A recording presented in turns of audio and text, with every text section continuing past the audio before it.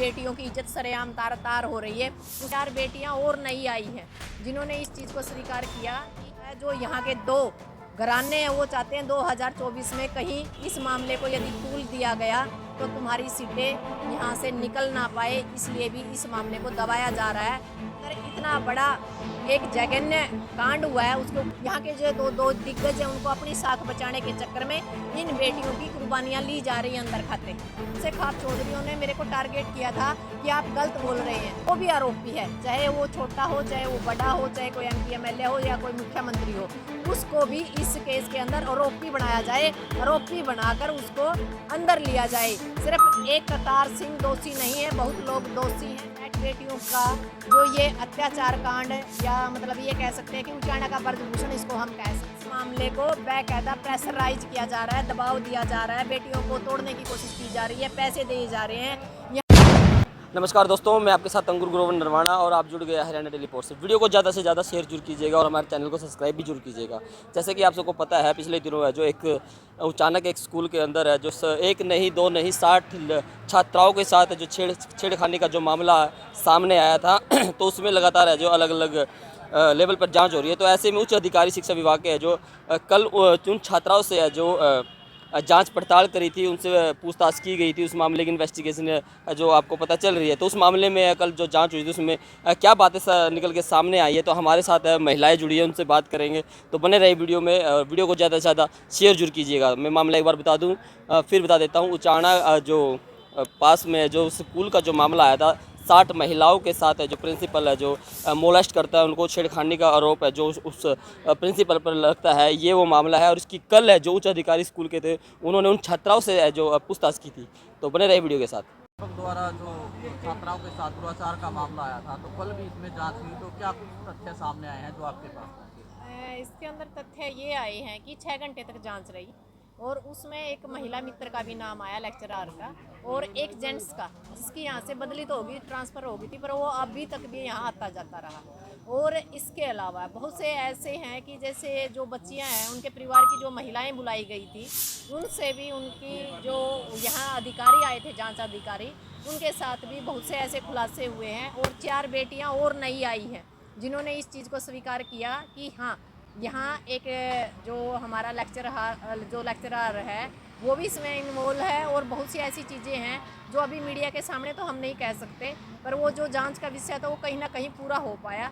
और जो लोग ये कहते थे कि ये सिर्फ एक राजनीतिकरण हो रहा है और इसके अंदर किसी स्थानीय नेता का नाम नहीं है, तो वो चीज़ भी कहीं ना कहीं कल स्पष्ट और क्लियर होने में जो स्थिति थी वो क्लियर हो पाई है।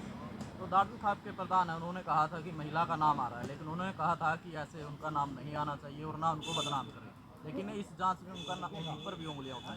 देखो, महिला हो या पुरुष हो, यदि बात अन्याय की है, उसके अंदर ना महिला के लिए कोई, मैं तो ये मानती हूँ, मैं भी एक महिला हूँ, किसी महिला को ना छोड़ा जाए, किसी पुरुष को ना छोड़ा जाए। रही बात धाड़न खाप के जो हमारे प्रधान जी हैं, उनसे जल्दी ही हम एक बड़ी महापंचायत बुलाने के काम करेंगे और उस पंचायत के अंदर जवाबदेही हम मांगेंगे कि जो बयान उन्होंने कहा है कि खाप का बयान है, पर जो खाप के अन्य अधिकारी हैं उनसे हमने कल बात की थी फ़ोन पे, उन्होंने कहा हमें इसके बारे में कोई संज्ञान नहीं है, मीटिंग हुई थी पर हमारी नॉलेज में इस तरह की कोई बात नहीं है। ये सिर्फ एक व्यक्ति विशेष का बयान है, ना कि पूरी खाप का। यदि खाप का बयान होगा तो ये हमारे लिए बिल्कुल शर्म की और बेइज्जती की बात है, क्योंकि बात बेटियों की है और सबसे ज़्यादा यदि प्रभावित हैं तो इसी खाप की बेटियां हैं। दूसरी बात, यदि ऐसा कोई बयान खाप देती है तो इसको हम ये कह सकते हैं कि सरकारी खाप है, क्योंकि एक बार आप लोगों को पहले भी पता था, जब खापों के ऊपर कोई मामला चल रहा था तो मेरा एक बयान आया था कि बहुत सी खापें सरकारी होती हैं, तो उस टाइम बहुत से खाप चौधरियों ने मेरे को टारगेट किया था कि आप गलत बोल रहे हैं। तो आज हालात देख लो कि सरकारी खापें कैसी होती हैं, जबकि नीचे धरातल पे लोगों को पता ही नहीं होता और खाप की तरफ से बयान जारी कर दिया जाता है किसी विशेष आदमी के दबाव के कारण या साजिश के कारण या उसको बचाने के कारण, जिसका नुकसान पूरी खाप को होगा, समाज को होगा। जो इस इलाके के लोग हैं वो आज सोच रहे हैं कि ऐसे कैसे हो सकता है कि खाप ऐसा बेतुका बयान दे। दाड़न खाप के प्रधान ने कहा है कि आप लोगों के पास और कोई मुद्दा नहीं है, तो इन लड़कियों के नाम पर आप राजनीतिक जो जगह है वो तलाश रहे हैं। देखो, राजनीति करने की ज़रूरत नहीं है। यदि बहन बेटियों के ऊपर भी यदि हम राजनीति करेंगे, ऐसी राजनीति की हमें ज़रूरत नहीं। यदि बेटियों की आवाज़ उठाना राजनीति है तो ये राजनीति हम ताउम्र करते रहेंगे, क्योंकि मैं एक महिला हूँ। मैं उन बेटियों को करीब से पूछ पा रही हूँ, बता पा रही हूँ और उनका दर्द करीब से महसूस कर पा रही हूँ। और ये कोई आज नया मुद्दा नहीं है। लगातार 3.5 साल के अंदर, चाहे नूह कांड हो, मेवात कांड हो, महिला जो हमारी संदीप चौधरी के द्वारा जो अत्याचार किया गया शिक्षा डागर पर, उसकी बात हो, चाहे हमारी अंतर्राष्ट्रीय महिला खिलाड़ी हो, हमने हर मुद्दे पर आवाज़ उठाई। साथ के साथ जो दिल्ली से हमारा जो संयुक्त मोर्चा मजदूर संयुक्त मोर्चा है काम कर रहा है, उसके ऊपर भी हम MSP की जो लड़ाई है, जो मुआवजे की लड़ाई है, किसी भी तरह की कोई लड़ाई है, लगातार 15 दिन हम दुष्यंत के दरवाजे बैठे रहे मुआवजे के लिए। पूरे हरियाणा की पंचायतें, यहाँ से हर उस चीज़ के बारे में हम आवाज़ उठा रहे हैं जिसको हमें ये लगता है कि न्याय की ज़रूरत है और हमें इसके ऊपर बोलना चाहिए। तो हमने इस बारे में हर एक मुद्दा, हमने ये नहीं देखा ये हमारा अधिकारक क्षेत्र है कि नहीं है। हम लगातार हर मुद्दे पे बात कर रहे हैं, हर मुद्दे पे बोलने का काम कर रहे हैं।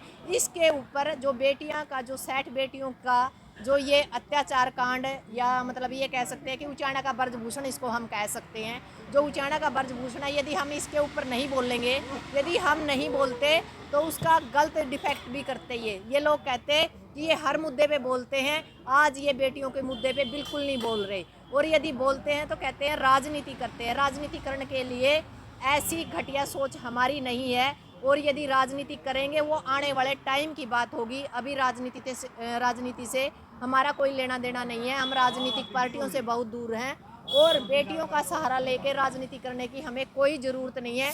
यदि हमने समाज के लिए काम किया होगा तो समाज हमारा साथ देगा, पर हम कभी भी ओछी और घटिया राजनीति ना की और ना करेंगे।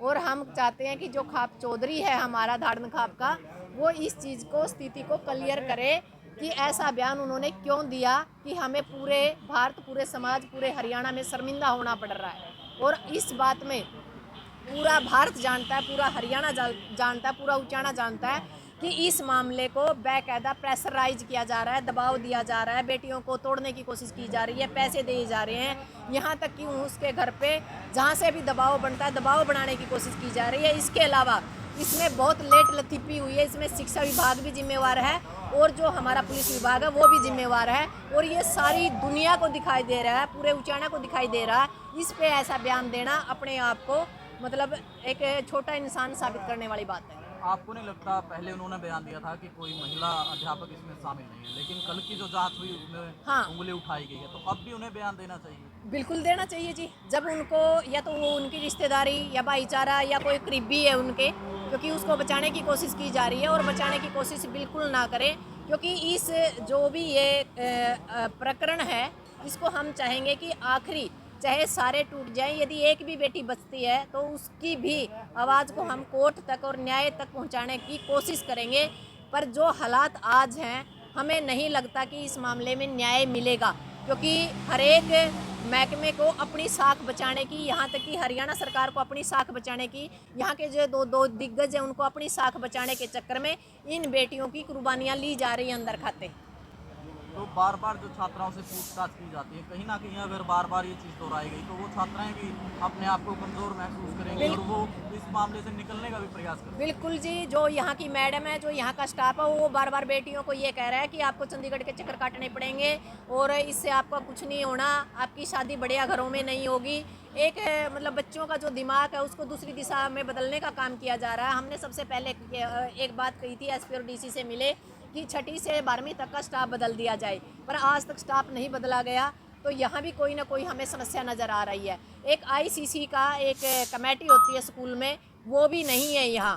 तो यहाँ बहुत सी त्रुटियाँ हैं। जो शिक्षा अधिकारी है, 20-25 दिन तक उस लेटर को, जो बाकायदा एक महिला आयोग से जारी किया गया था, उसको अपने बैग में लेकर घूमती रही। ये भी एक संवेदनशील मामला है।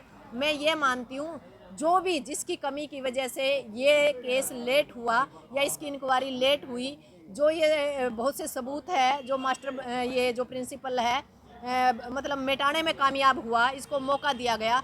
इसके दौरान जो भी आरोपी है, चाहे वो छोटा हो, चाहे वो बड़ा हो, चाहे कोई MP MLA हो या कोई मुख्यमंत्री हो, उसको भी इस केस के अंदर आरोपी बनाया जाए। आरोपी बनाकर उसको अंदर लिया जाए। सिर्फ एक करतार सिंह दोषी नहीं है, बहुत लोग दोषी हैं। हमारे बार बार कहने के बावजूद भी किसी के ऊपर ना इंक्वायरी की जा रही, सिर्फ पूछताछ की जा रही है, उनको अंदर नहीं लिया गया।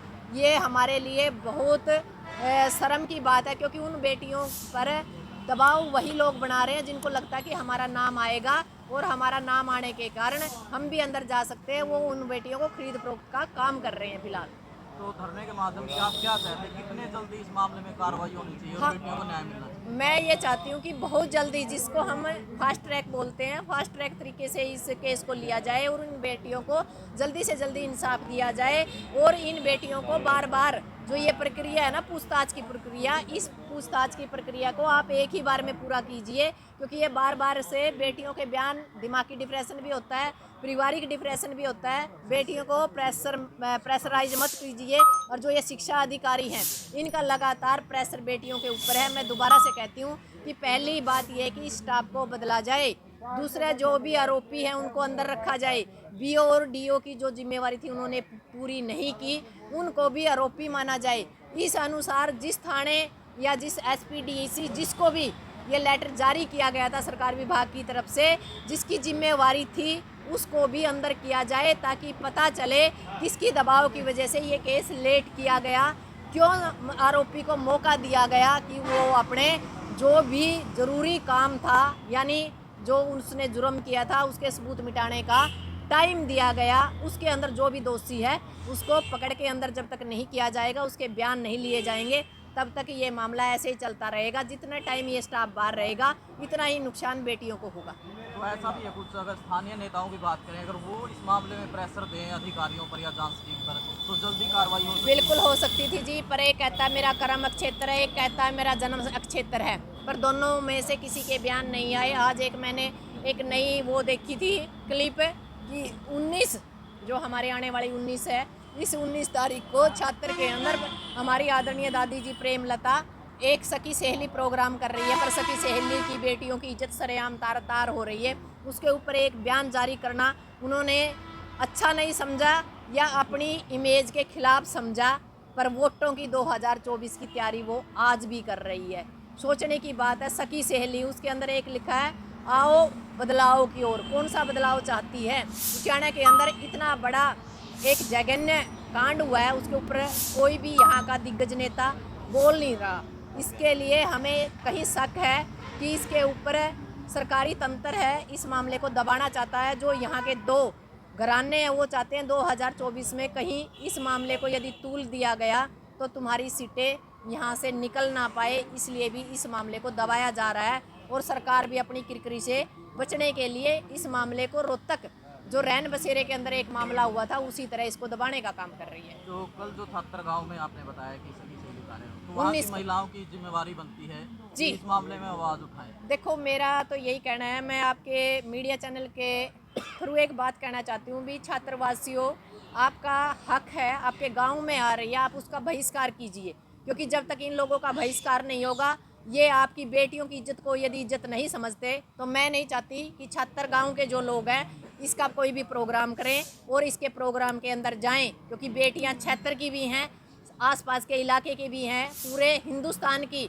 यानी ये उचाना की बेटियां, पूरे छात्र गांव की भी बेटियां, उनकी नैतिक जिम्मेवारी बनती है कि इस प्रोग्राम का पूर्ण रूप से बहिष्कार करे, चाहे कोई भी हो। जिन लोगों ने बयान जारी नहीं किया और यहाँ से वोट लेके लगातार इस क्षेत्र का शोषण किया है, उन लोगों का हक बनता है कि अब इन लोगों को चाय पानी पिलाने की बजाय इनसे सवाल करना शुरू करें कि आपका क्या रुख था, 3 काले कानूनों पे आपका क्या रुख था, आप नहीं बोले। नू के ऊपर क्या रुख था, आप नहीं बोले। मेवात के ऊपर आपका क्या रुख था, आप नहीं बोले। शिक्षा डागर के ऊपर आपका क्या रुख था, आप नहीं बोले। जो अंतर्राष्ट्रीय महिला खिलाड़ी थे उसके ऊपर आप नहीं बोले। हम चुप रहे, पर मामला उचाना का है। यदि आप आज नहीं बोल रहे तो हम आपका बायकॉट करते हैं और आपका पूर्ण रूप से बहिष्कार रहेगा।